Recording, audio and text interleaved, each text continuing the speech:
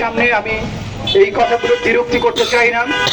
আমি যেটা বলেছি, আজকে আমাদের সন্তানেরা যে আন্দোলনে নেমেছে, এটা দ্বিতীয় মুক্তিযুদ্ধ। বর্তমান যে শাসক গোষ্ঠী আছেন, যার প্রধানমন্ত্রীর পদে যিনি বসে আছেন, তিনি একজন রেসিস্ট। তিনি যাকে পছন্দ হয় না তাকে রাজাকারের বাচ্চা বলে গালি দেয়। আমার সংবিধানে রাজাকারের বাচ্চা বলে গালি দেওয়ার কোনো সুযোগ নাই।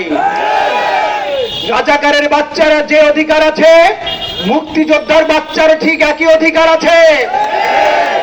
রেশিয়াল ডিসক্রিমিনেশনের মাধ্যমে তিনি সংবিধান এবং তিনি যে শপথ গ্রহণ করেছেন, দুটাই তিনি ভঙ্গ করেছেন।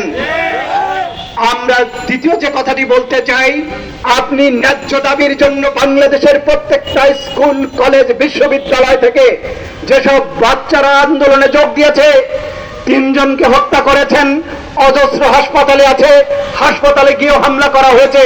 আমরা এই হামলাকে ফিলিস্তিনের শিফা হসপিটালে ইসরায়েলের হামলার সাথে তুলনা করি।